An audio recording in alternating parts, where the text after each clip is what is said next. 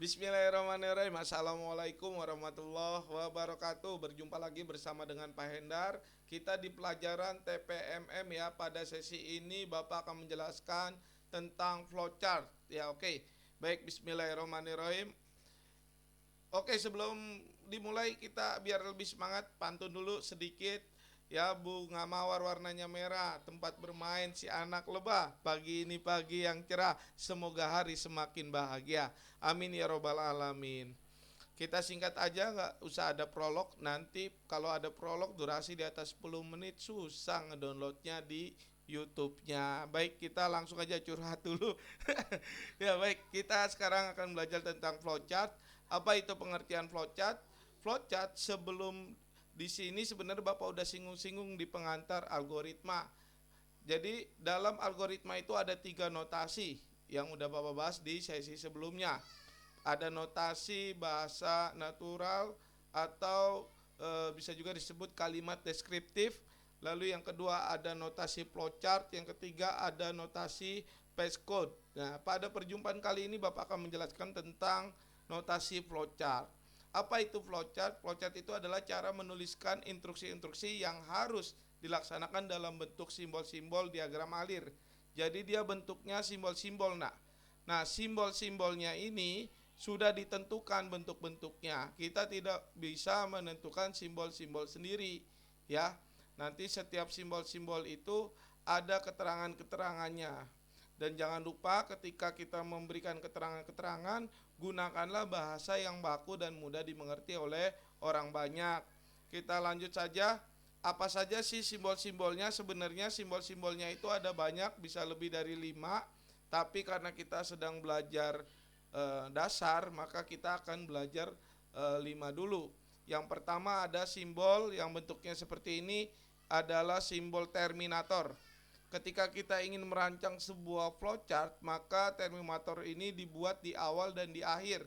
Makanya dia memiliki fungsi memulai dan mengakhiri sebuah flowchart, ya. Yang kedua, simbol yang seperti panah ini namanya arrow.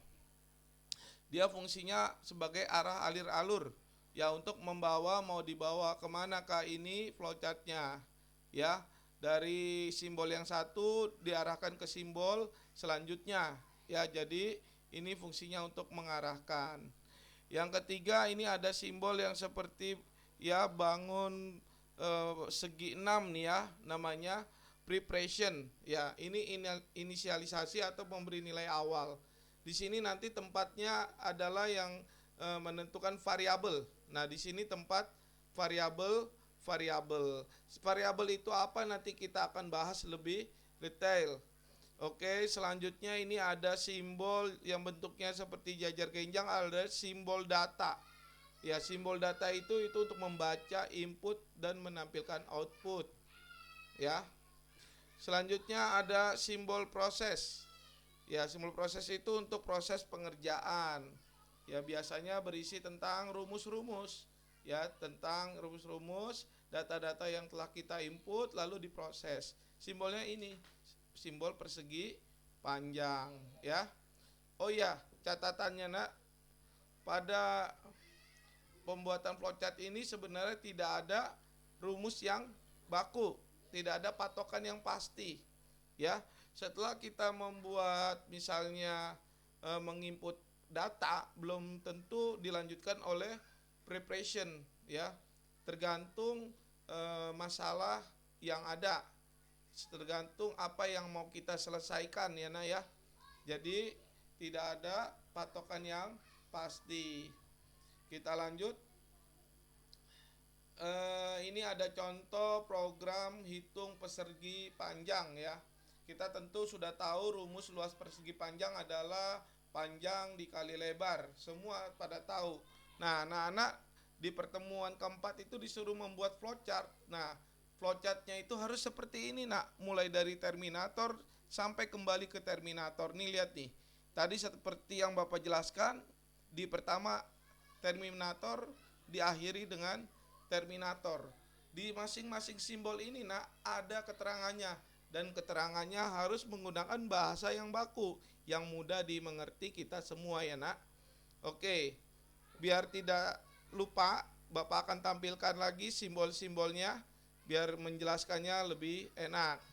Setelah simbol terminator kita buat, kita tulis mulai ya, dilanjutkan kita arahkan ke simbol preparation ya. Di sini ada inisialisasi, ada deklarasi panjang, lebar dan luas. Panjang, lebar dan luas ini inilah yang disebut dengan variabel. Nah, ini variabel. Variabel itu apa sih Pak? Variabel itu tempat. Ya oke, kita jelasin analogi variabel biar anak-anak lebih paham. Variabel itu apa Pak? Variabel itu tempat. Kita ilustrasikan. Tempat. Ini misalnya pakaian. Pakaian ini adalah misalnya adalah nilai. Nilai. Sedangkan ini adalah keranjang, tempat. Tempatnya itu keranjang. Tempat menaruh pakaian kan keranjang, ya Kak? Nah, si variabelnya ini adalah keranjang. Jadi kita sediakan dulu tempatnya, kita sediakan dulu keranjangnya, baru kita masukkan bajunya, baru kita masukkan pakaiannya. Jadi analoginya gitu, kita sediakan dulu ini tempatnya, baru kita masukkan ke keranjang pakaiannya. Makanya kita siapkan dulu variabelnya, baru kita masukkan nilainya. Bagaimana kita bisa masukkan nilai kalau nggak ada tempatnya? Bagaimana kita mau memasukkan pakaian kalau tidak ada keranjangnya gitu? Jadi kita bikin dulu variabelnya. Oke. Nah, jadi kita sediakan dulu variabelnya, baru kita masukkan nilainya ya Nak. Udah paham di sini? Oke, nanti akan kita jelaskan di program tadi. Kita kembali ke program. Jadi di dalam variabel di deklarasi ini, di preparation ini, nah kita sediakan dulu nih variabel panjangnya, variabel lebarnya, variabel luasnya, gitu. Kita sediakan dulu tempatnya. Selanjutnya ini kita ke simbol yang bentuknya jajar genjang adalah simbol data. Nah, di simbol data ini nanti dia fungsinya untuk menginput. Nih, yang pertama ini untuk input nih. Input, menginput apa? Menginput nilai-nilai panjang, lebar dan itu, menginput nilai-nilai panjang dan lebar. Ini cukup panjang dan lebarnya. Gitu ya. Jadi kita ada jajar genjang itu dia menginput ya. Pertama dia simbol input dan juga jajar genjang juga bisa sebagai simbol output. Ya, ini dia unik. Jadi ada dua fungsi, membaca input dan menampilkan output gitu ya. Kita lanjut. Nah, setelah diinput nilainya, panjangnya, lebarnya ya. Misalnya panjangnya ini kalau kita input nanti di program tuh panjangnya misalnya 10, lebarnya 2. Nah, lalu raw-nya itu panahnya ke simbol proses nih, simbol proses bentuknya persegi panjang. Nah, di sini kita masukkan rumus luas. Apa itu rumus luas? Panjang dikali lebar. Tadi inputannya udah ada. Input panjangnya 10, lebarnya 2. Kalau kita masukkan ke sini, maka dia akan menghitung nih, dikalikan kan? 10 dikali 2, maka akan menghasilkan 20. Maka nanti setelah simbol proses ini setelah dihitung diproses di sini ya, kita gunakan lagi simbol data. Simbol data yang kedua ini untuk output, menampilkan nilai yang sudah kita proses tadi. Di simbol proses ini, di simbol persegi panjang ini ya. Maka di sini akan menghasilkan, tuliskan nilai luas. Maka di sini keluar deh nilainya. Berapa? 20 misalnya. Gitu. Baru selesai pakai terminator. Nah, tapi anak-anak untuk tugas yang nomor tugas di pertemuan 4 itu cukup membuat flowchart-nya aja. Tidak usah diinput-input gitu ya. Oke ya, ngerti ya?